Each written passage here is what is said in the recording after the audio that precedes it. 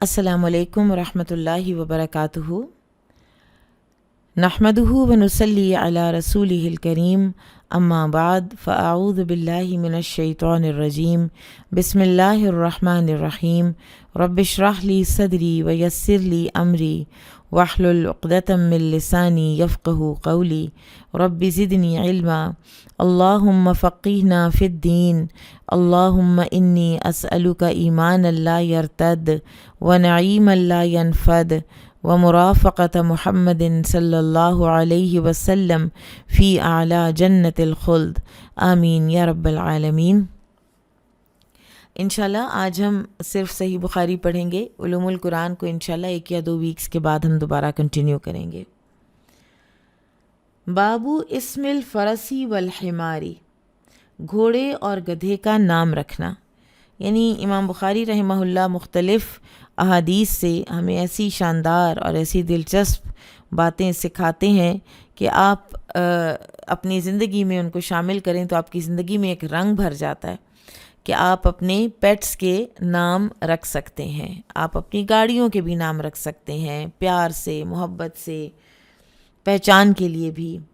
قال حدثنا محمد بن ابی بکر قال حدثنا فضیل بن سلیمان عن ابی حازم عن عبد اللہ بن ابی قتادہ عن ابیہ انہ خرج مع رسول اللہ صلی اللہ علیہ وسلم۔ ابو قتادہ رضی اللہ عنہ سے روایت ہے کہ وہ ایک سفر میں رسول اللہ صلی اللہ علیہ وسلم کے ہمراہ نکلے۔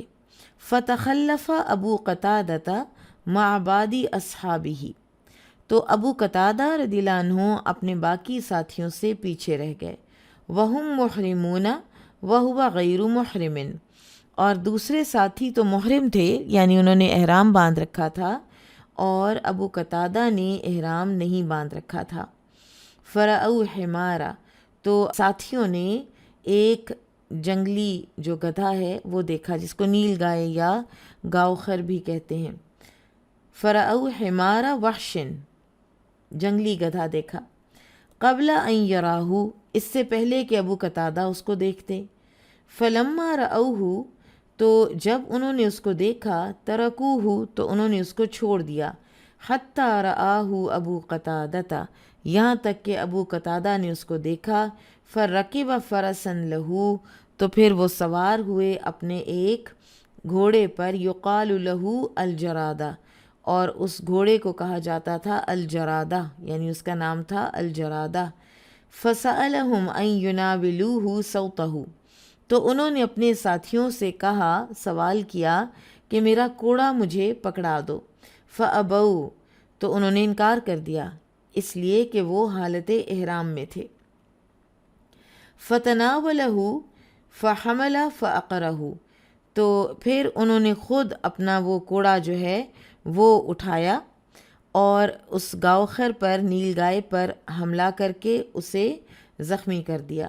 ثم اکل فاکلوا فندموا، پھر انہوں نے اس میں سے کھایا، ابو قتادہ نے اور ساتھیوں نے بھی کھایا، اور کھانے کے بعد وہ کچھ نادم ہو گئے، کچھ پریشان سے ہو گئے، پشیمان سے ہو گئے کہ پتہ نہیں ہم نے ٹھیک کیا کہ نہیں کیا۔ ایسا تو نہیں کہ یہ شکار کر کے ابو قتادہ لائے ہیں تو ہمیں کھانا بھی نہیں چاہیے تھا۔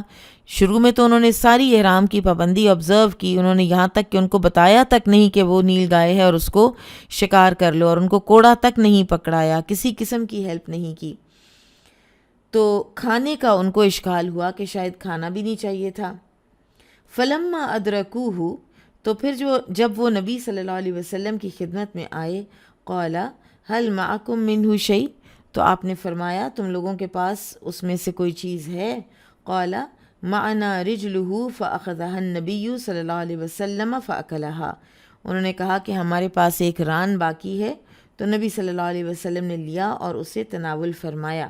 یہ جو حدیث ہے یہ پہلے گزر چکی ہے، غالباً کتاب الحج میں گزری ہے، کتاب الحج میں، اور یہاں پر بہرحال یہ آئی ہے اس لیے کہ ابو قتادہ کے گھوڑے کا نام الجرادہ تھا، اور امام بخاری ہمیں بتا رہے ہیں کہ ہم اپنی چیزوں کے نام رکھ سکتے ہیں۔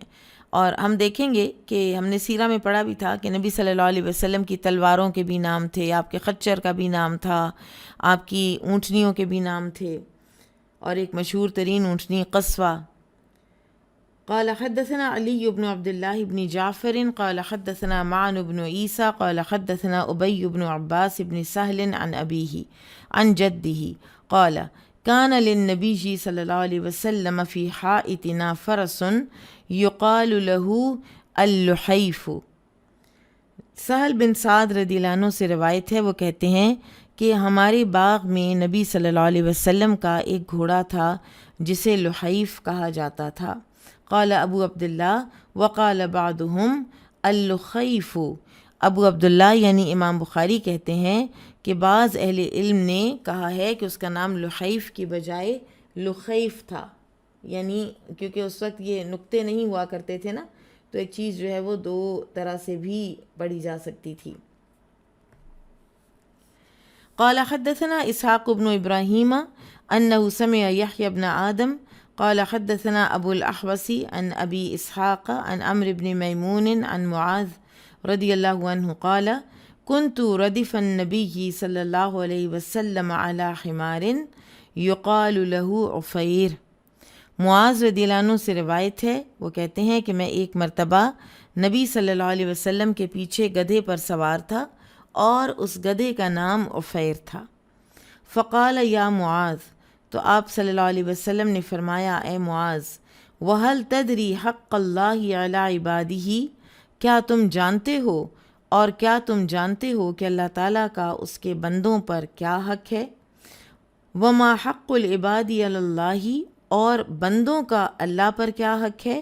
قلت، میں نے کہا اللہ ورسولہ اعلم، اللہ اور اس کا رسول ہی بہتر جانتے ہیں۔ قال، فرمایا آپ صلی اللہ علیہ وسلم نے، فإن حق اللہ علی العباد، تو بے شک اللہ کا حق اپنے بندوں پر کیا ہے؟ ان یعبدوہ، کہ وہ بندے اسی کی عبادت کریں، ولا یشرکوا بہ شیئا، اور اس کے ساتھ کسی کو شریک نہ ٹھہرائیں، وحق العباد علی اللہ، اور بندوں کا حق اللہ پر کیا ہے؟ یعنی جب وہ اللہ کے ساتھ کسی کو شریک نہیں ٹھہراتے تو پھر بندوں کا حق اللہ پر کیا ہو جاتا ہے؟ اللہ یعذب من لا یشرک بہ شیئا، کہ نہ وہ عذاب دے کسی کو ایسے کو کہ جو اس کے ساتھ کسی کو شریک نہیں ٹھہراتا۔ فقلت یا رسول اللہ، تو معاذ رضی اللہ عنہ کہتے ہیں کہ میں نے کہا یا رسول اللہ، افلا ابشر بہ الناس، کیا میں اس بات کی خوشخبری نہ دے دوں لوگوں کو؟ قال لا تبشرہم فیتکلوا، آپ صلی اللہ علیہ وسلم نے فرمایا کہ لوگوں کو اس کی بشارت نہ دو ورنہ وہ خالی توکل کر کے بیٹھ جائیں گے۔ ایک چیز ہوتی ہے توکل، جس کا معنی ہے کہ آپ اپنا پورا کام جو ہے وہ کریں اور اس کے بعد جو انجام کار ہے وہ اللہ تعالیٰ پر چھوڑ دیں۔ ایک چیز ہوتی ہے تواکل، اور تواکل یہ ہے کہ آپ کچھ بھی نہ کریں اور آپ کہیں کہ بس ہم تو بخشے بخشائے ہیں۔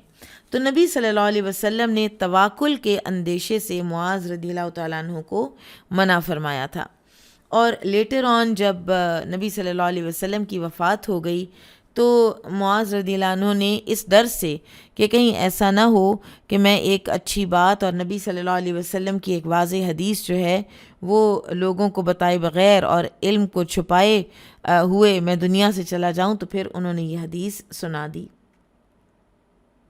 بہرحال یہاں پر یہ کیوں آئی ہے کہ آپ صلی اللہ علیہ وسلم کے گدھے کا نام عفیر تھا۔ قال حدثنا محمد بن بشار قال حدثنا غندر قال حدثنا شعبة سمعت قتادة عن انس بن مالك رضی اللہ عنہ قال كان فزع بالمدینة، انس رضی اللہ عنہ سے روایت ہے، وہ کہتے ہیں کہ ایک رات مدینہ میں کچھ دہشت سی طاری ہوئی، یعنی ایسا لگتا ہے کہ جیسے کوئی تیز اور زوردار کوئی یا آواز آئی۔ فاستعار النبی صلی اللہ علیہ وسلم فرسا لنا، تو نبی صلی اللہ علیہ وسلم نے مستعار لیا ہمارا گھوڑا، یقال له مندوب، اس گھوڑے کا نام تھا مندوب۔ فقال ما رأینا من فزع، تو آپ صلی اللہ علیہ وسلم گئے اور پھر آپ واپس تشریف لائے اور آپ نے فرمایا ہم نے کوئی خوف کی بات نہیں دیکھی، یعنی آپ صلی اللہ علیہ وسلم نے آ کر یہ بھی نہیں فرمایا کہ وہ تھا کیا، جس چیز سے کوئی دہشت طاری ہوئی ہے، وہ جو کچھ بھی تھا وہ ڈسپیل ہو گیا ہے، آپ صلی اللہ علیہ وسلم نے اس کو دور کیا۔ وہ جو بھی تھا آپ صلی اللہ علیہ وسلم نے بتایا تک نہیں کہ وہ کیا چیز تھی، اور آ کر تو تسلی دے دی اور فرمایا کہ مت بالکل فکر کرو، کچھ بھی نہیں ہے۔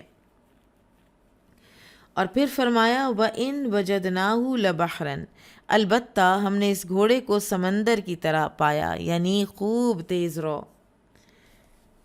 تو ان احادیث سے ہمیں پتہ چلا کہ صرف انسانوں ہی کے نہیں بلکہ حیوانات کے نام بھی رکھے جا سکتے ہیں، اور یہ جو نان لیونگ چیزیں ہیں ان کے نام بھی رکھے جا سکتے ہیں۔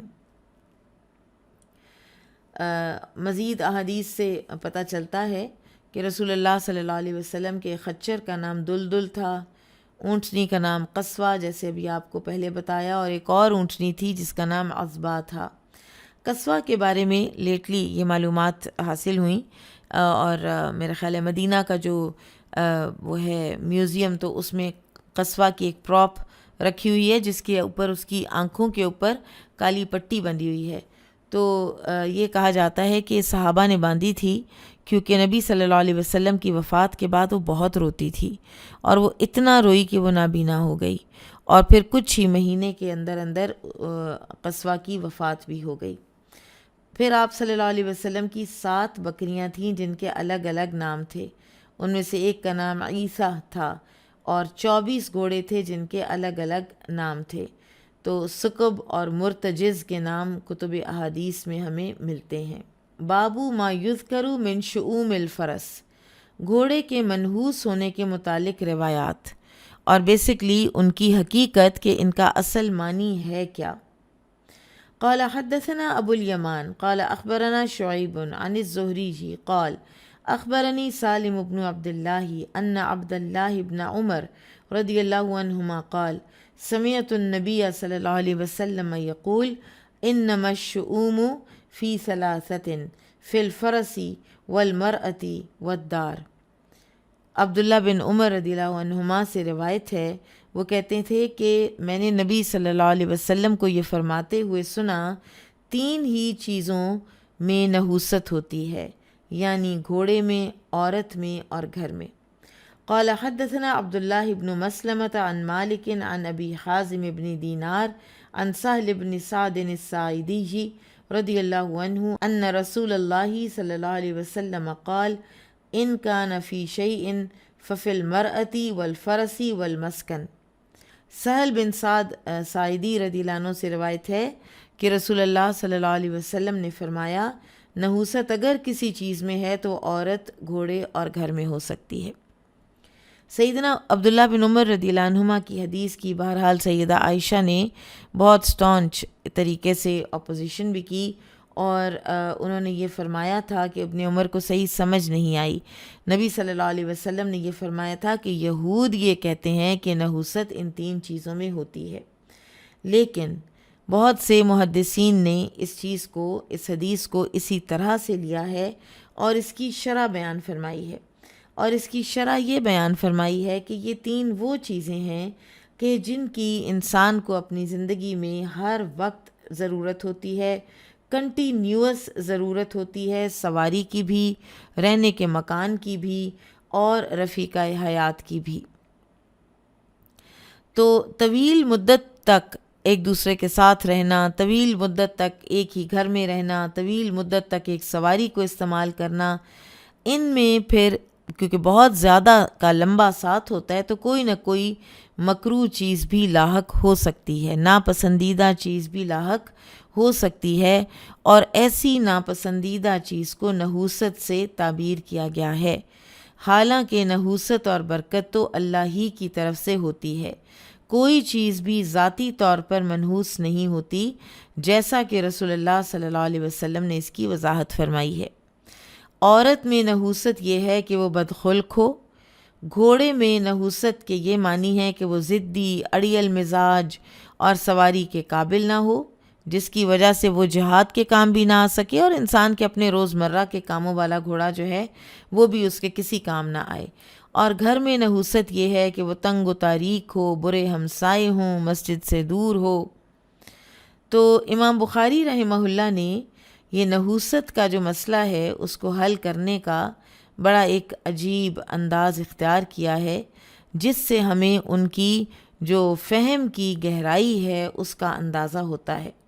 تو ان کے نزدیک پہلی حدیث میں انما اپنے اصل معنی پر نہیں ہے، ورنہ تو انما کا مطلب ہوتا ہے نا بے شک، انڈیڈ، تو وہ کہتے ہیں کہ اس میں تعویل کی گنجائش ہے۔ چنانچہ دوسری حدیث میں اس طرف اشارہ کیا گیا کہ اگر نحوست نامی کوئی چیز ہوتی، اگر ہوتی تو عورت گھوڑے اور گھر میں ہوتی، یعنی نحوست حتمی نہیں بلکہ اس کا ممکن ہونا صرف بیان فرمایا گیا ہے۔ آگے دیکھتے ہیں، باب الخیل لثلاثۃ، گھوڑے 3 قسم کے ہیں، وقول اللہ عز وجل والخیل والبغال والحمیر لترکبوها وزینہ ویخلق ما لا تعلمون۔ ارشاد باری تعالیٰ ہے، اور اللہ نے گھوڑے، خچر اور گدھے اس لیے پیدا کیے ہیں کہ تم ان پر سواری کرو، اور وہ تمہارے لیے زینت کا باعث بنے، اور وہ پیدا کرتا ہے جو تم نہیں جانتے۔ سو امام بخاری رحمہ اللہ نے ان آیات سے یہ ثابت کیا ہے کہ اگر کوئی زیب و زینت کے لیے گھوڑا رکھتا ہے تو ایسا کرنا جائز ہے۔ کسی کو کوئی خاص گاڑی پسند ہے، کسی کو کوئی خاص سواری پسند ہے جو زیب و زینت بھی ہوتی ہو، خوبصورت ہو، اس کا رنگ اچھا ہو، اس کا برانڈ اچھا ہو، تو کوئی حرج نہیں ہے، بشرطے کہ تکبر اور غرور مقصود نہ ہو اور اس سے گناہ کے کام بھی نہ کیے جائیں۔ اس گھوڑے سے، اس سواری سے کوئی لوٹ مار کے کام نہ ہو، کسی گناہ کی جگہ پر نہ جایا جائے۔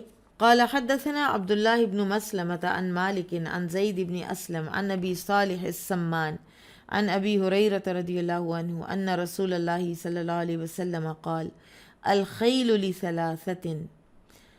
ابو ہریرہ رضی اللہ عنہ سے روایت ہے کہ رسول اللہ صلی اللہ علیہ وسلم نے فرمایا، گھوڑے 3 قسم کے ہیں، لرجل اجر، ایک گھوڑا ہے جو اپنے مالک کے لیے اجر و ثواب کا باعث ہے، ولرجل ستر، اور دوسرا جو گھوڑا ہے وہ کسی کے لیے بچاؤ کا باعث ہے، یعنی اس کی ضروریات پوری کرتا ہے، وعلی رجل وزر، اور ایک تیسرا گھوڑا ہے کہ جو اپنے مالک کے اوپر بوجھ ہے، یعنی اس کے لیے گناہ کا باعث ہوتا ہے۔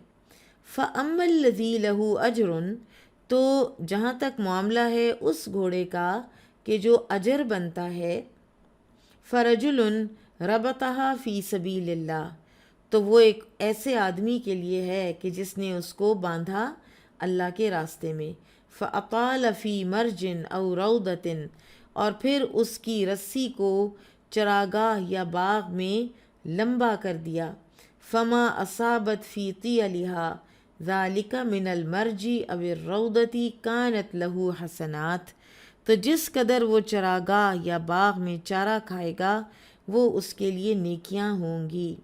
وَلَوْ أَنَّهَا قَطَعَتْ طِيَلَهَا، اور اگر وہ رسی توڑ دے، فَاسْتَنَّتْ شَرَفًا، اور وہ ایک چھلانگ لگائے، او شرفین، یا 2 چھلانگیں لگائے، کانت ارواثها وآثارها حسنات له، تو اس کا گوبر اور اس کے قدموں کے نشان بھی اس کے لیے، اس کے مالک کے لیے نیکیاں بنتے ہیں۔ وَلَوْ أَنَّهَا مَرَّتْ بِنَهْرٍ، اور اگر وہ کسی نہر پر سے گزرے، فَشَرِبَتْ مِنْهُ، اور اس میں سے کچھ پی لے پانی، وَلَمْ يُرِدْ أَنْ يَسْقِيَهَا كَانَ ذَلِكَ حَسَنَاتٍ لَهُ، چاہے مالک کا اسے پانی پلانے کا ارادہ نہ بھی ہو تو بھی مالک کو اس میں سے نیکیاں ملیں گی۔ وَأَمَّا الرَّجُلُ الَّذِي هِيَ عَلَيْهِ وِزْرٌ، اور وہ شخص جس کے لیے یہ گھوڑا وزر ہے تو وہ کون ہے؟ فَهُوَ رَجُلٌ رَبَطَهَا فَخْرًا وَرِيَاءً، تو یہ وہ شخص ہے کہ جس نے اس کو باندھا فخر اور ریاکاری کی غرض سے، وَنِوَاءً لِأَهْلِ الْإِسْلَامِ، اور اہل اسلام کے ساتھ دشمنی کرنے کے لیے، فَهِيَ وِزْرٌ عَلَى ذَلِكَ، تو ایسا گھوڑا، ایسی سواری اس انسان کے لیے بوجھ بن جائے گی، وہ سواری کہ جس کو اس نے گناہ کے کاموں کے لیے اور مسلمانوں کو نقصان پہنچانے کے لیے رکھا ہوا ہے۔ وسئل رسول اللہ صلی اللہ علیہ وسلم عن الحمر، اس کے بعد رسول اللہ صلی اللہ علیہ وسلم سے گدھوں کے متعلق دریافت کیا گیا۔ فقال، تو آپ نے فرمایا، ما انزل علی فیہا الا هذه الآیۃ الجامعۃ الفاظہ، تو آپ صلی اللہ علیہ وسلم نے فرمایا کہ ان کے متعلق سوائے اس جامع اور منفرد آیت کے اور کچھ بھی نازل نہیں ہوا۔ فمن یعمل مثقال ذرۃ خیرا یرہ ومن یعمل مثقال ذرۃ شرا یرہ، جو کوئی ذرہ برابر نیکی کرے گا اسے دیکھ لے گا، یعنی اس کا بدلہ پائے گا، اور جو کوئی ذرہ برابر برائی کرے گا اسے بھی دیکھ لے گا اور اس کا بدلہ پائے گا۔ اس حدیث میں گھوڑوں کی دوسری قسم کا ذکر نہیں ہے، یعنی وَلِرَجُلٍ سِتْرٌ۔ دوسری روایات میں اس کا بیان یہ ہے کہ جس نے گھوڑوں کو باندھا تاکہ بوقت ضرورت کسی سے مانگنا نہ پڑے اور ان میں اللہ کا حق بھی ادا کیا، تو اس قسم کے گھوڑے اس کے لیے بچاؤ اور پردہ پوشی کا باعث ہیں، یعنی اس کی ضروریات اس کے گھر سے پوری ہو جاتی ہیں۔ اس نے کہیں جانا ہے تو اس کو کسی سے کوئی سواری مانگنی نہیں پڑتی، اس کو ضرورت پڑے تو ان کو بیچ بھی سکتا ہے، وہ اس کی اولاد بھی ان کو انہیرٹ کر لیتی ہے، تو یہ اس کے لیے بچاؤ اور پردہ پوشی کا باعث ہیں۔ اب امام بخاری نے اس مختصر روایت کا انتخاب دانستہ طور پر کیا ہے تاکہ گھوڑوں میں برکت اور نحوست کی وضاحت ہو جائے، یعنی پہلی قسم کے گھوڑے انسان کے لیے خیر و برکت کا باعث ہیں، جو جہاد کے لیے تیار کر رکھے ہیں۔ ان کی برکت کا اندازہ اس امر سے لگایا جا سکتا ہے کہ ان کی گوبر، پیشاب وغیرہ بھی نامہ اعمال میں اضافے کا باعث ہوں گے، جبکہ دوسری قسم میں گھوڑوں کی نحوست کا ذکر ہے کہ جو شخص محض ریاکاری اور مسلمانوں سے دشمنی کی بنا پر گھوڑے باندھتا ہے تو یہ گھوڑے اس کے لیے وبال جان اور قیامت کے دن عذاب و عقاب کا باعث ہوں گے۔ اور امام بخاری رحمہ اللہ کا مقصد یہ ہے کہ گھوڑوں میں نحوست ذاتی نہیں، بلکہ آپ ان کو استعمال کس طرح سے کرتے ہیں تو وہ چیز ڈٹرمن کرے گی کہ کسی چیز میں، کسی جانور میں، کسی سواری میں، کسی انسان میں نحوست ہے یا نہیں ہے۔ انہیرنٹ نحوستیں کوئی نہیں ہوتی کہ کالی بلی راستہ کاٹ گئی، یا بائیں آنکھ پھڑک رہی ہے، یا باہر لان میں آج ایک سنگل برڈ بیٹھا ہوا ہے، تو یہ سپرسٹیشنز ہیں، ان کا ہمارے دین سے کوئی تعلق نہیں ہے۔ باب من ضرب دابۃ غیرہ فی الغزو، غزوے میں کسی دوسرے کے جانور کو مارنے کا بیان۔ مارنا قتل کرنا مراد نہیں ہے یہاں پر، یعنی اس کو ذرا کوئی تھوڑا سٹک سے مارنا تاکہ وہ تیز چلے۔ قال حدثنا مسلم قال حدثنا ابو عقیل قال حدثنا ابو المتوکل الناجی قال اتیت جابر بن عبد اللہ الانصاری فقلت له حدثنی بما سمعت من رسول اللہ صلی اللہ علیہ وسلم قال سافرت معه في بعض اسفاره قال ابو عقیل لا ادری غزوة ام عمرة فلما ان اقبلنا قال النبی صلی اللہ علیہ وسلم من احب ان يتعجل الى اہلہ فلیعجل۔ اچھا، اب یہ جو حدیث ہے اس کو ذرا ہم کوئکلی پڑھیں گے، کیونکہ جابر رضی اللہ تعالیٰ عنہ والے یہ حدیث ہے، ان کے اونٹ کی اس کا سست رفتار ہونا، آپ صلی اللہ علیہ وسلم کا اس کو اپنی سٹک سے کچوکا لگانا، پھر آپ صلی اللہ علیہ وسلم کا جابر سے اس اونٹ کو خریدنا۔ ٹھیک ہے، تو اس کو ہم کوئکلی دیکھ لیتے ہیں۔ جابر بن عبداللہ سے روایت ہے، انہوں نے کہا کہ میں نے رسول اللہ صلی اللہ علیہ وسلم کے ہمراہ ایک سفر کیا۔ راوی حدیث ابو عقیل کہتے ہیں کہ مجھے معلوم نہیں کہ وہ سفر جہاد کا تھا یا عمرے کا۔ جب ہم فارغ ہو کر واپس ہوئے تو نبی صلی اللہ علیہ وسلم نے فرمایا جو شخص اپنے گھر جلدی جانا چاہے وہ جا سکتا ہے۔ یہ آپ صلی اللہ علیہ وسلم کا رحم و کرم تھا اپنی امت پر اور اپنے صحابہ پر کہ جب دور سے مدینہ کی بستی نظر آنے لگ گئی ہے تو اب کوئی ضروری نہیں ہے کہ سب نبی صلی اللہ علیہ وسلم کی پیس پر چلیں۔ آپ صلی اللہ علیہ وسلم اگر کسی وجہ سے پیچھے ہیں یا سلو ہیں تو کوئی بات نہیں، جو جلدی جانا چاہے اپنے گھروں کی ایگرنیس میں تو وہ ضرور چلا جائے، بے شک چلا جائے۔ قال جابر، تو جابر کہتے ہیں فاقبلنا وانا على جمل لی ارمک لیس فیہا شیۃ والناس خلفی فبینا انا کذلک اذ قام علی فقال لی النبی صلی اللہ علیہ وسلم یا جابر استمسک فضربه بصوته ضربة فوثب البعير مكانه فقال أتبي الجمل؟ قلت نعم.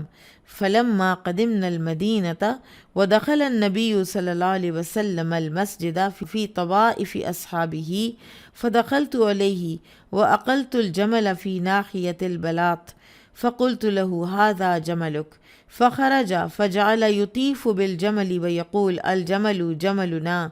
فبعث النبي صلى الله عليه وسلم أواق من ذهب فقال أعطوها جابرا ثم قال استوفيت الثمن؟ قلت نعم. قال الثمن والجمل لك. جابر رضی اللہ عنہ نے کہا کہ پھر جب ہم آگے بڑھے میں اپنے ایک بے داغ سیاہی مائل سرخ اونٹ پر سوار تھا. لوگ میرے پیچھے رہ گئے تھے. میں ایسی حالت میں سفر کر رہا تھا کہ اچانک میرا اونٹ رک گیا. نبی صلی اللہ علیہ وسلم نے مجھ سے فرمایا جابر اسے روک لو. آپ نے اسے اپنا کوڑا مارا تو وہ اچھل کر چلنے لگا. آپ صلی اللہ علیہ وسلم نے پوچھا جابر کیا تم اپنا اونٹ مجھے فروخت کرو گے؟ میں نے عرض کیا جی ہاں. جب ہم مدینہ پہنچے اور نبی صلی اللہ علیہ وسلم اپنے اصحاب کے ہمراہ مسجد نبوی میں داخل ہوئے تو میں بھی آپ کی خدمت میں پہنچا اور مسجد کے سامنے ایک میدان کے کنارے اپنا اونٹ باندھ دیا اور آپ صلی اللہ علیہ وسلم سے کہا یہ آپ کا اونٹ ہے.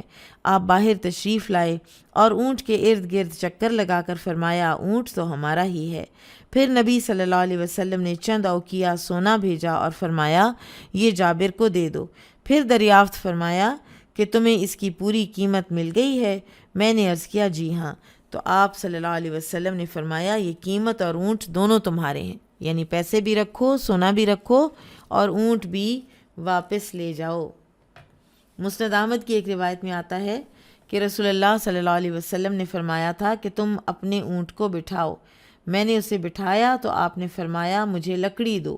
میں نے وہ لکڑی آپ کو تھما دی تو آپ نے اس سے اونٹ کو کئی ایک ایسے کچوکے لگائے کہ پھر آپ نے فرمایا کہ اب اس پر سوار ہو جاؤ تو میں سوار ہو گیا. بہرحال امام بخاری رحمہ اللہ نے حدیث یہاں پر لا کر یہ ثابت کیا ہے کہ کسی مصلحت کے پیش نظر دوسرے کی سواری کو مارنا جائز ہے.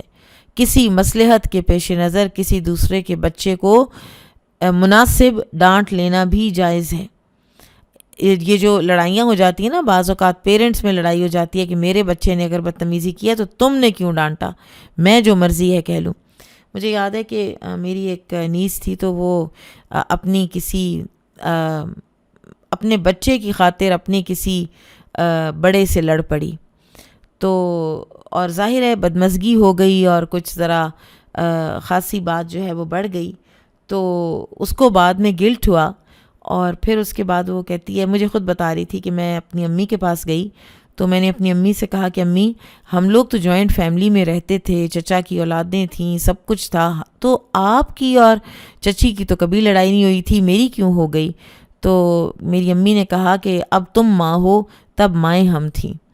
تو ایک دوسرے کے بچوں کو ڈانٹ لینا، سمجھا لینا، پیار بھی کر لینا تو یہ اپنائیت کی چیزیں ہوتی ہیں. اور اسی طرح سے کسی دوسرے کی خیر خواہی کی بات بھی ہوتی ہے بعض اوقات.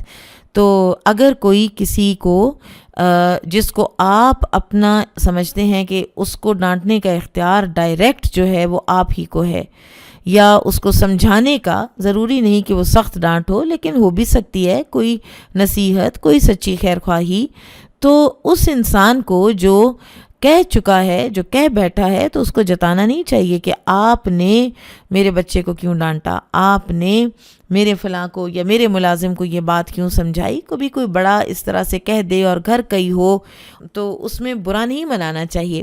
بعض اوقات جو نندیں ہیں جو بیائی ہوئی ہوتی ہیں وہ جب اپنے پیرنٹس کے گھر آئیں اور وہ کسی بات میں کوئی مشورہ دے دیں یا کسی ملازم کو کچھ کہہ دیں یا کسی بھتیجے بھتیجی کو کچھ کہہ دیں تو بہت بعض اوقات برا منایا جاتا ہے کہ یہ کیوں دخل اندازی کر رہی ہیں، یہ کیوں ملازم سے یہ بات کر رہی ہیں، انہوں نے یہ کرسی اٹھا کے یہاں سے وہاں کیوں رکھ دی ہے.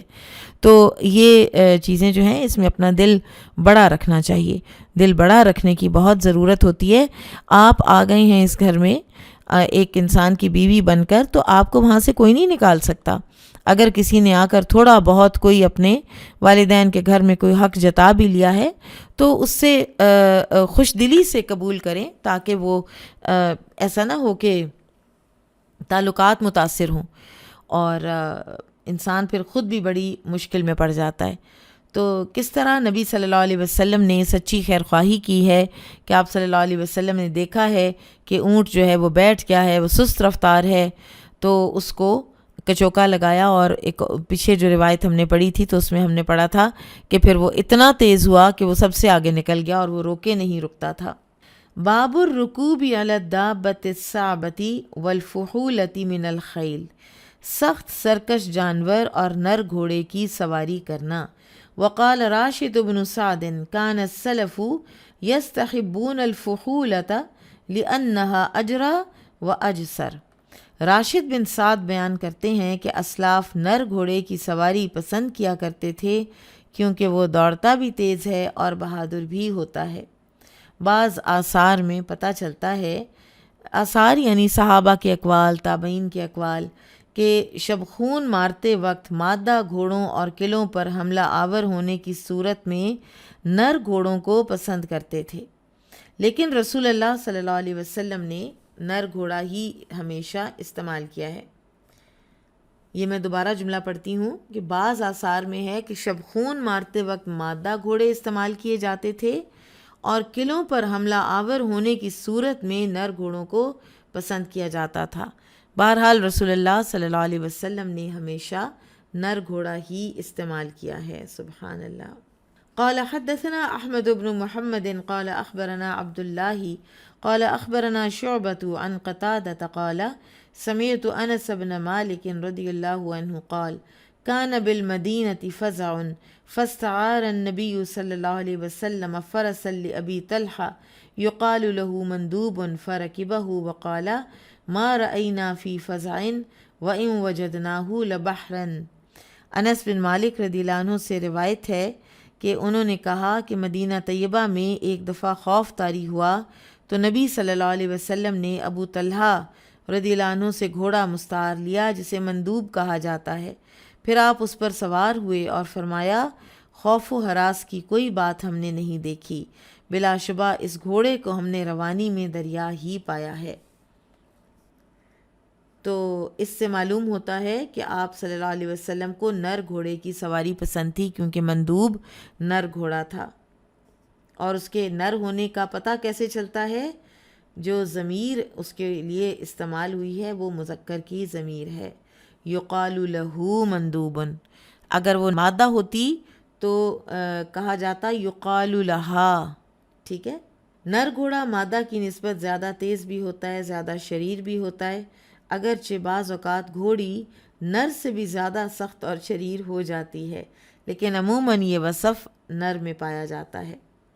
تو امام بخاری رحمہ اللہ کی غرض نر اور شریر گھوڑے پر سوار ہونے کی رغبت دلانا ہے، جس پر راشد بن سعد کا جو اثر ہے وہ دلالت کرتا ہے۔ باب سہام الفرسی، گھوڑے کا مال غنیمت سے حصہ۔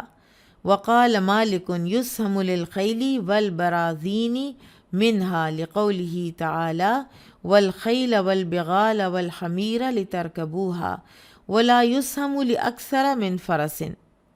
امام مالک رحمہ اللہ نے فرمایا عربی اور ترکی گھوڑے کا مال غنیمت سے حصہ نکالا جائے، کیونکہ ارشاد باری تعالیٰ ہے اور اللہ نے پیدا کیے گھوڑے، خچر اور گدھے تاکہ تم ان پر سواری کرو، اور ہر سوار کو ایک ہی گھوڑے کا حصہ دیا جائے گا اگرچہ اس کے پاس کئی گھوڑے کیوں نہ ہوں۔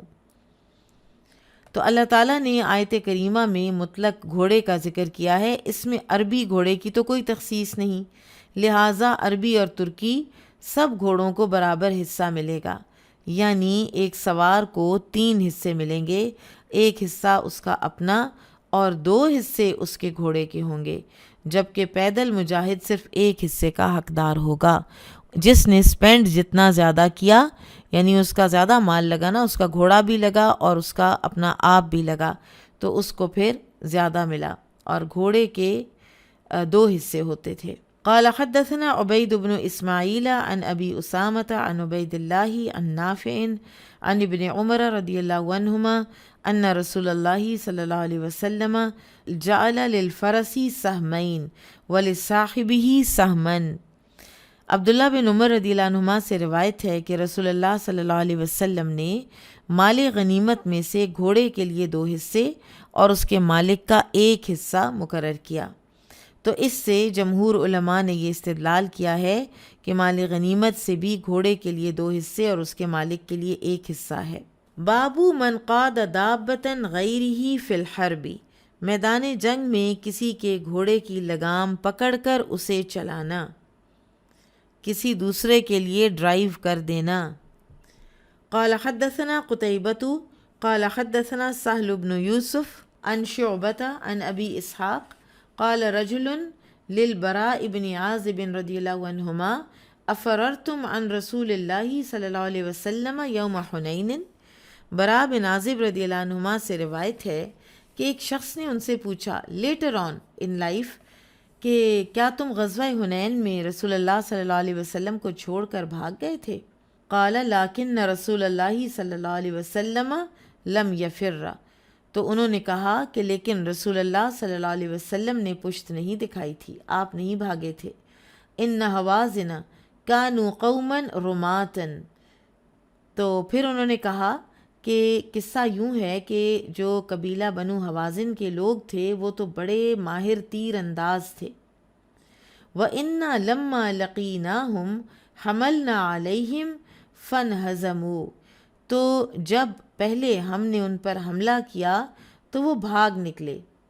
فَأَقْبَلَ الْمُسْلِمُونَ عَلَى الْغَنَائِمِ، تو پھر مسلمان مال غنیمت پر ٹوٹ پڑے۔ فَاسْتَقْبَلُونَ بِالسِّهَامِ، تو انہوں نے ہمیں سامنے سے تیر برسانے شروع کر دیے۔ فَأَمَّا رسول اللہ صلی اللہ علیہ وسلم فَلَمْ يَفِرَّ، تو رسول اللہ صلی اللہ علیہ وسلم تو بالکل نہیں بھاگے تھے، یعنی ہم تو کچھ بھاگے ادھر ادھر ہوئے، اللہ کے رسول اپنی جگہ سے 1 انچ نہیں ہٹتے تھے، 1 انچ نہیں ہٹتے تھے، نہ احد کے دن نہ حنین کے دن۔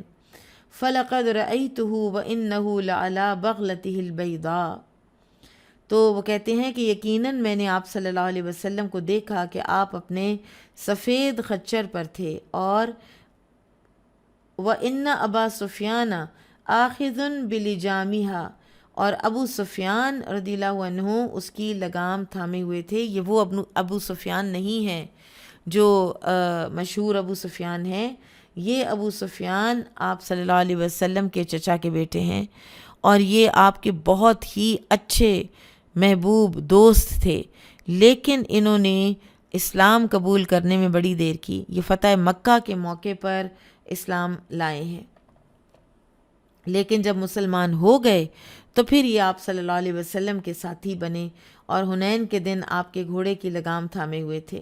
والنبی صلی اللہ علیہ وسلم یقول، اور نبی صلی اللہ علیہ وسلم فرما رہے تھے، انا النبی لا کذب انا ابن عبد المطلب، سبحان اللہ، میں اللہ کا سچا نبی ہوں، اس میں کوئی جھوٹ نہیں، اور اس کے ساتھ ساتھ میں عبد المطلب کا بیٹا بھی ہوں۔ اب یہ رجزیہ اشعار ہوتے ہیں، اسے رجز کہتے ہیں، تو یہ جنگ میں موٹیویٹ کرنے کے لیے پڑھے جاتے ہیں، اور یہ ایک مقام ہے کہ جہاں نبی صلی اللہ علیہ وسلم نے صحابہ کو واپس بلانے کے لیے اور موٹیویٹ کرنے کے لیے رجزیہ اشعار پڑھے۔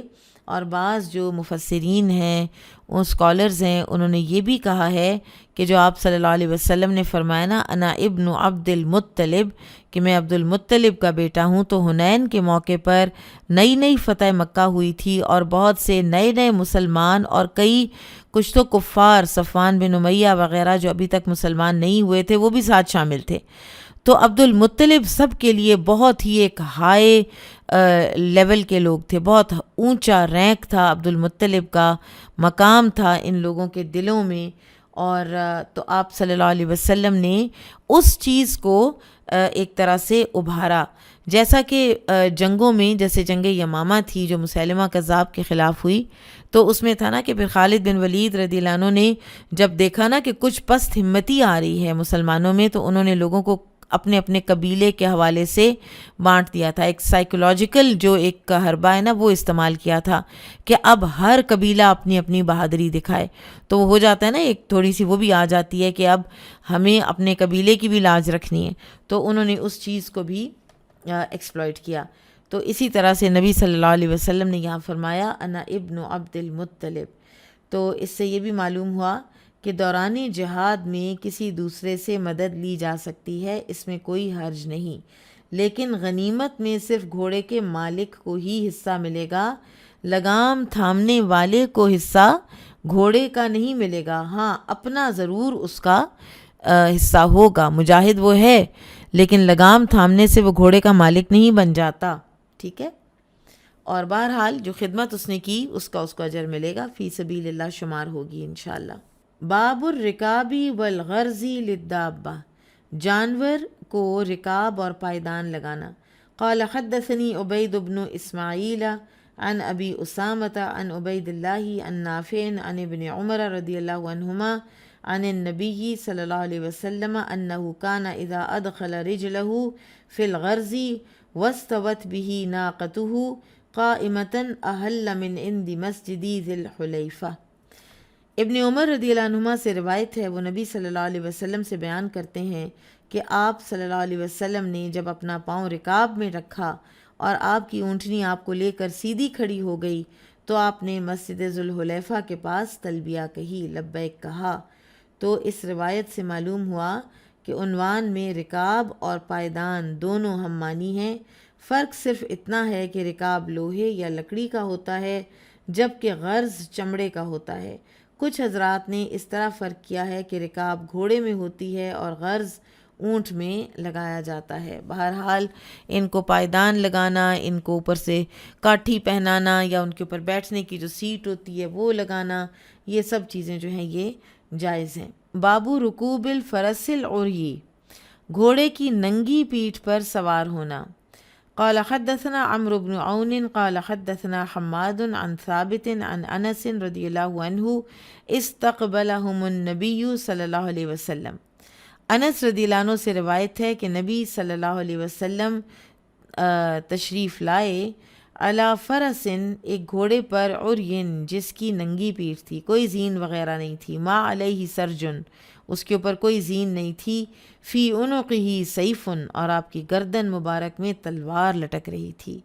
اور یہ وہی واقعہ ہے مندوب پر جب آپ صلی اللہ علیہ وسلم تشریف لے گئے اور لوگوں کو ساتھ بھی نہیں لیا اور جا کر جو بھی چیز تھی اس کو ختم کر کے واپس تشریف لائے، لوگوں کو تسلی دی. اور اس حدیث سے آپ صلی اللہ علیہ وسلم کی شجاعت اور بہادری کے ساتھ ساتھ تواضع اور عز و انکساری کا بھی پتہ چلتا ہے. اور یہ بھی پتہ چلتا ہے کہ آپ صلی اللہ علیہ وسلم گھڑ سواری میں پوری مہارت رکھتے تھے. پھر یہ بھی پتہ چلتا ہے کہ بوقت ضرورت تلوار کو اس طرح گلے میں لٹکانے میں بھی کوئی حرج آپ محسوس نہیں کرتے تھے. تو ہم سب کو چاہیے کہ آرچری اور یہ جو فنون ہے نا حرب کے، فنون حرب اس زمانے کا سب سے بڑا جو تھا وہ تیر اندازی اور تلوار چلانا تھا. پھر اسی طرح سے پسٹل چلانا، گن چلانا آتا ہونا چاہیے. پھر یہ ہے کہ کراٹے وغیرہ جو ہے نا وہ بھی سیکھنے چاہیے. آپ کو پتہ ہے کہ چائنا کی جو آرمی ہے نا اس کے اندر کراٹے کی فورس ہوتی ہے اور وہ ایسے کراٹے کرتے ہیں کہ انسان جو ہے نا وہ ان کو فیس ہی نہیں کر سکتا، مار کے رکھ دیتے ہیں. باب الفرس القطوفی، سست رفتار گھوڑے پر سواری کرنا. قال حدثنا عبد الاعلی ابن حماد قال حدثنا يزيد بن زريع قال حدثنا سعيد عن قتادة عن انس بن مالك رضي الله عنه ان اهل المدينة فزعوا مرة فركب النبي صلى الله عليه وسلم فرسا لأبي طلحة كان يقطف او كان فيه قطاف فلما رجع قال وجدنا فرسكم هذا بحرا فكان بعد ذلك لا يجارى. انس رضی اللہ عنہ سے روایت ہے کہ ایک مرتبہ اہل مدینہ کو کوئی خطرہ محسوس ہوا تو نبی صلی اللہ علیہ وسلم ابو طلحہ رضی اللہ عنہ کے گھوڑے پر سوار ہوئے۔ وہ گھوڑا سست رفتار تھا یا اس کی رفتار میں سستی تھی۔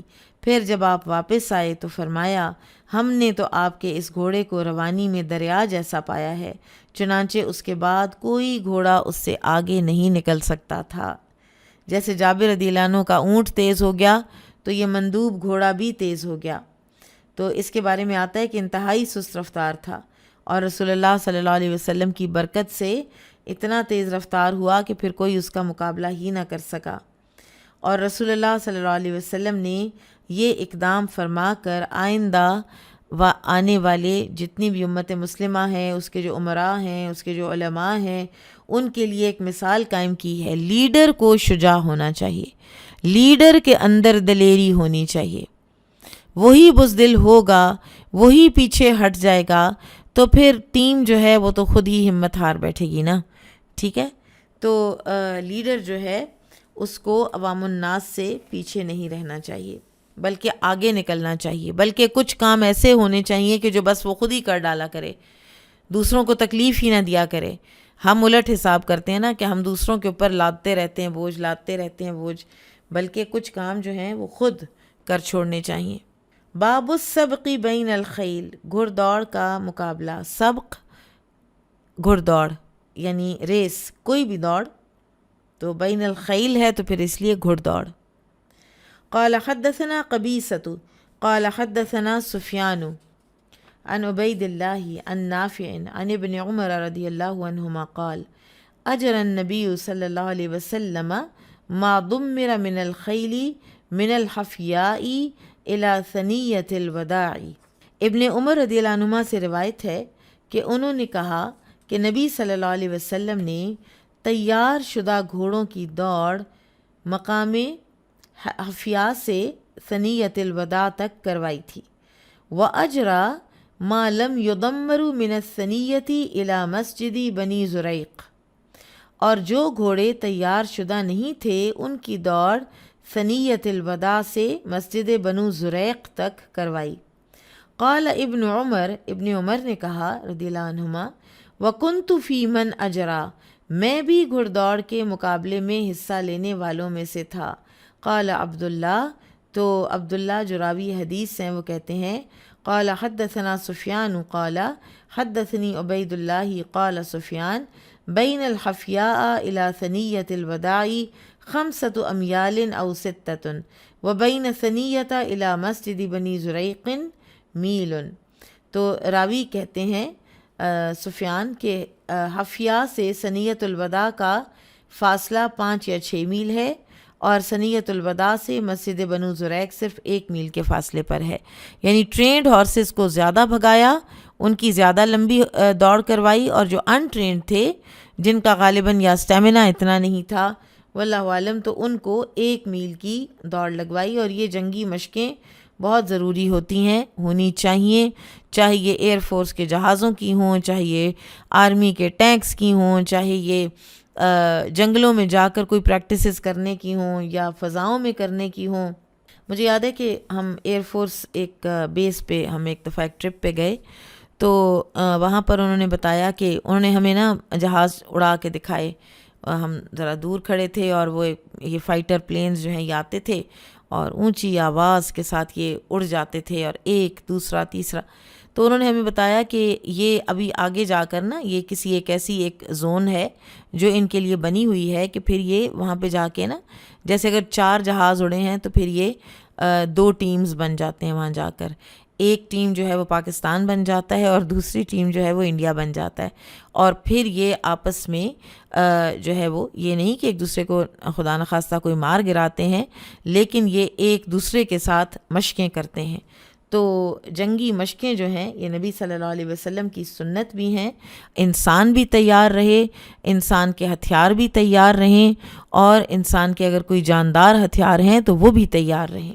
بابو ادمار الخیل للسبق، گھڑ دوڑ کے لیے گھوڑوں کو تیار کرنا۔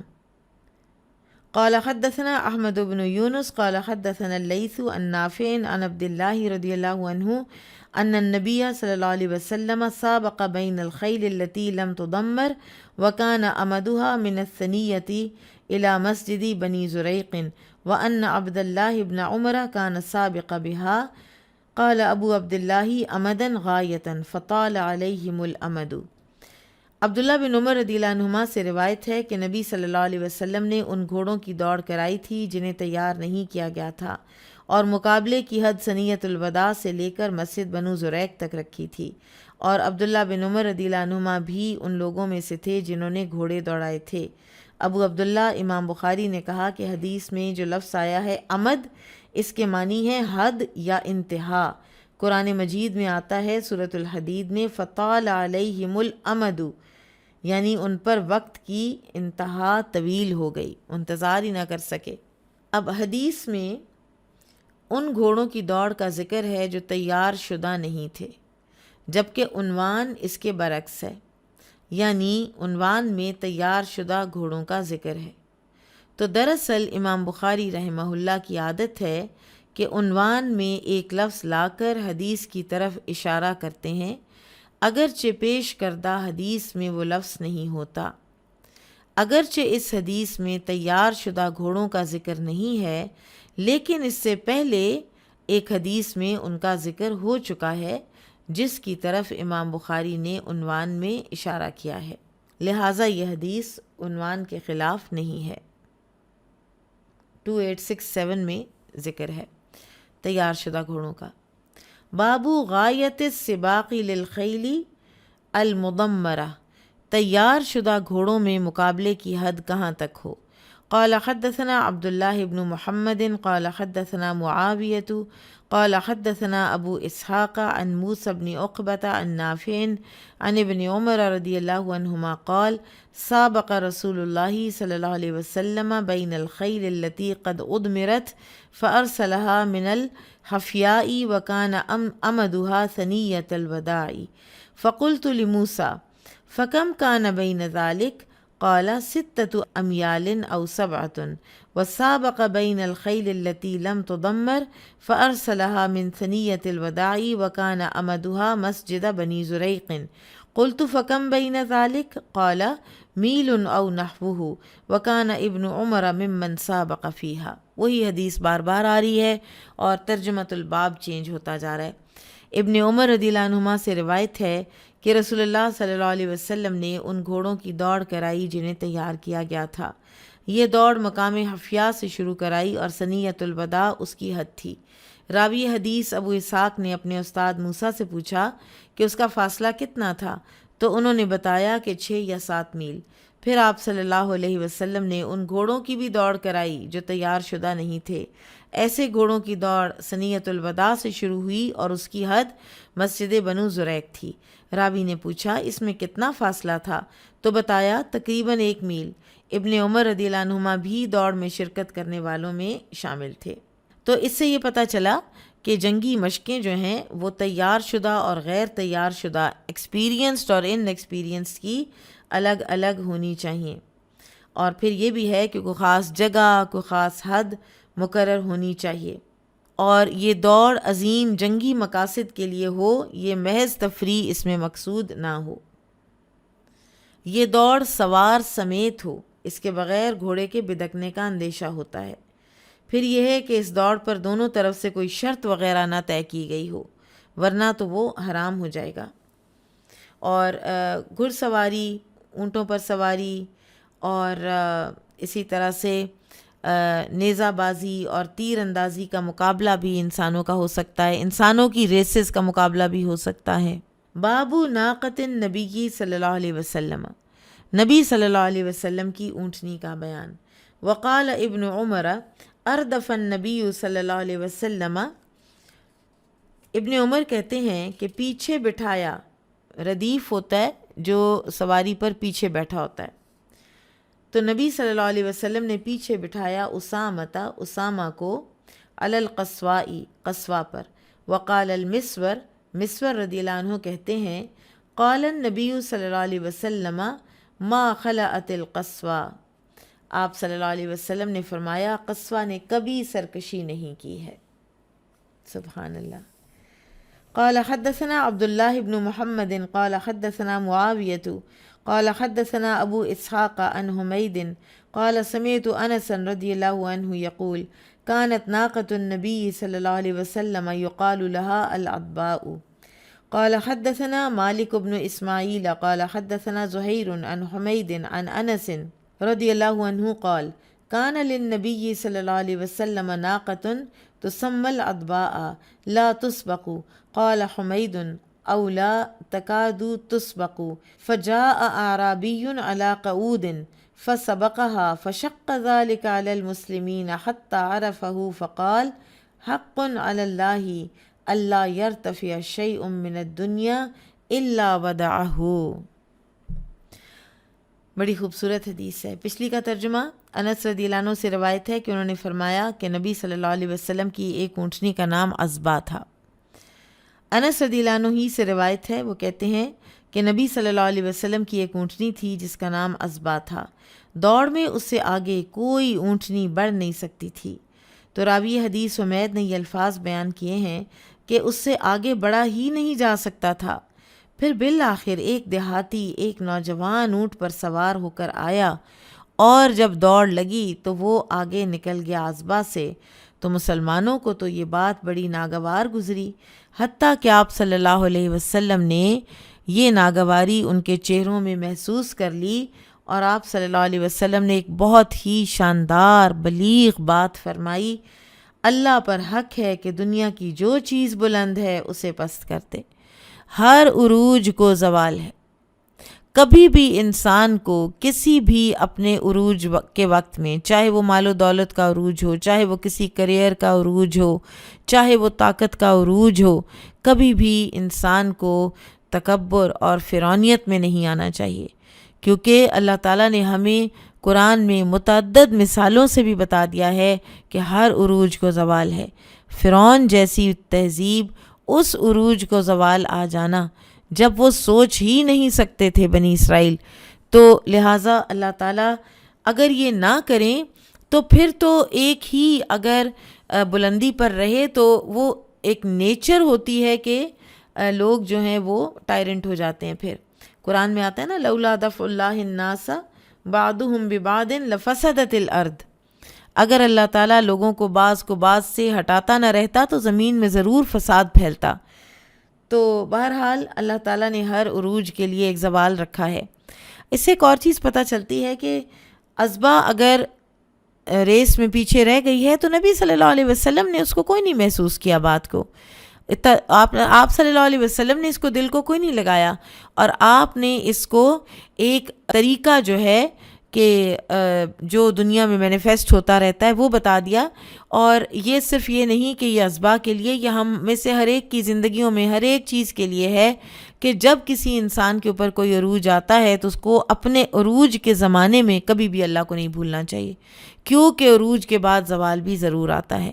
جو انسان عروج میں اللہ کو یاد رکھتا ہے وہ زوال میں پریشان نہیں ہوتا، اپسیٹ نہیں ہوتا، وہ ان کو زندگی کی اونچ نیچ سمجھتا ہے، تلک الایام نداولها بین الناس سمجھتا ہے کہ یہ تو دن ہے جو اللہ تعالیٰ عدلتے بدلتے رہتے ہیں لوگوں میں، لیکن جو لوگ اس چیز کو لے نہیں سکتے وہ پھر بہت اپسیٹ ہوتے ہیں، تقدیر کو ریزسٹ کرتے ہیں، شکوے شکایتیں کرتے ہیں، پہلے سے زیادہ ظالم ہو جاتے ہیں، ذہنی مریض بن جاتے ہیں۔ تو اللہ تعالیٰ ہمیں کائنات میں اپنے جو بنائے ہوئے اصول اور دستور ہیں ان کو بھی سمجھنے کی توفیق عطا فرمائے اور ان کو ایکسیپٹ کرنے کی ہمیں توفیق عطا فرمائے۔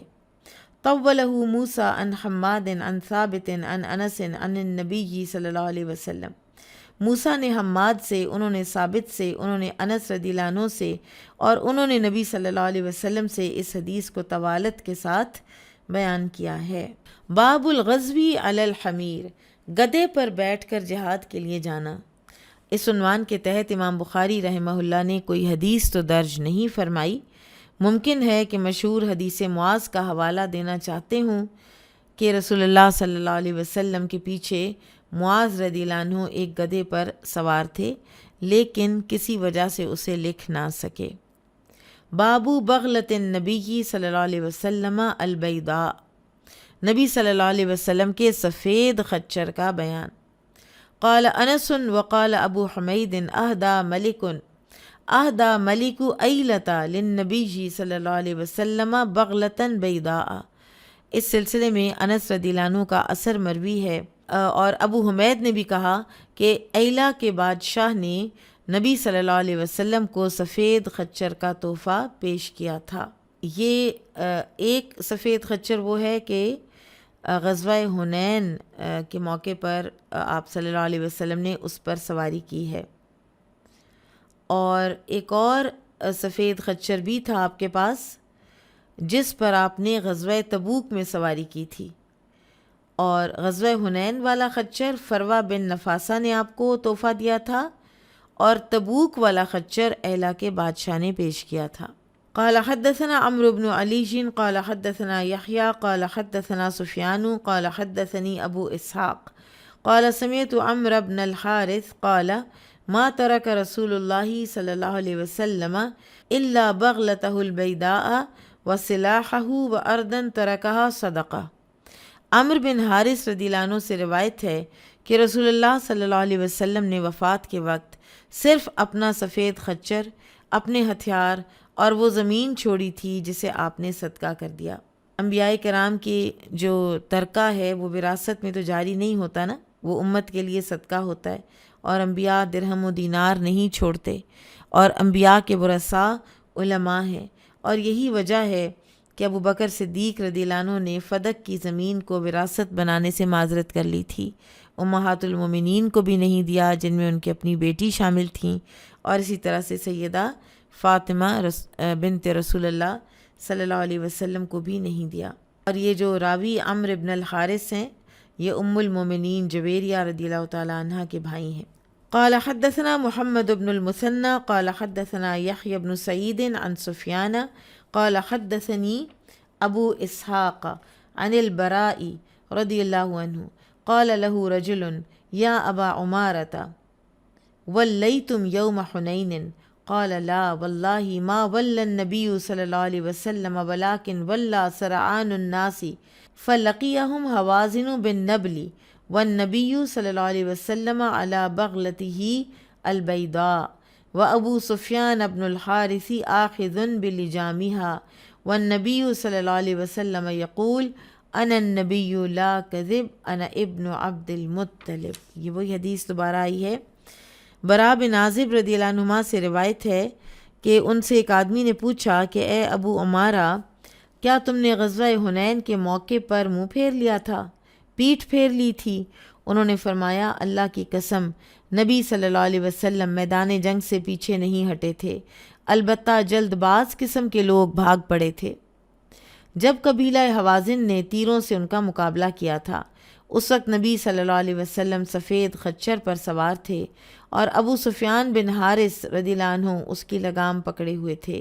ان حالات میں نبی صلی اللہ علیہ وسلم فرما رہے تھے میں نبی برحق ہوں، اس میں جھوٹ کو کوئی دخل نہیں، میں عبد المطلب کا بیٹا ہوں۔ تو مذکورہ حدیث اس مقصد کے لیے آئی ہے کہ اس میں سفید خچر کا ذکر ہے، اور جیسے کہ پہلے بات ہوئی صحیح مسلم کی حدیث میں آتا ہے کہ یہ خچر آپ کو فروہ بن نفاسہ نے بطور ہدیہ دیا تھا۔ بعض سیرت نگاروں نے یہ بھی لکھا ہے کہ جس خچر پر آپ نے حنین کے دن سواری کی تھی اس کا نام دلدل تھا، اور یہ مقوقس سے مصر نے آپ کو تحفے میں دیا تھا۔ جب آپ نے صلح حدیبیہ کے بعد خطوط لکھے تو مقوقس کے پاس بھی حاطب بن ابی بلتع گئے تھے رضی اللہ عنہ، اور مقوقس نے جو دی تھیں ماریہ قبطیہ رضی اللہ عنہ اور ان کی بہن سیرین، اور اسی طرح سے یہ خچر دلدل، اور جو خچر فروہ نے پیش کیا تھا اس کا نام فضہ تھا۔ بہرحال واللہ عالم، ہم کچھ کہہ نہیں سکتے کہ کون سا کس نے دیا تھا، یہ کوئی حتمی طور پر یہ بات جو ہے یہ نہیں کہی جا سکتی۔ تو انشاءاللہ آج ہم اتنا ہی پڑھیں گے۔ سبحانک اللہم و بحمدک اشہد ان لا الہ الا انت استغفرک و اتوب الیک۔ السلام علیکم ورحمۃ اللہ وبرکاتہ۔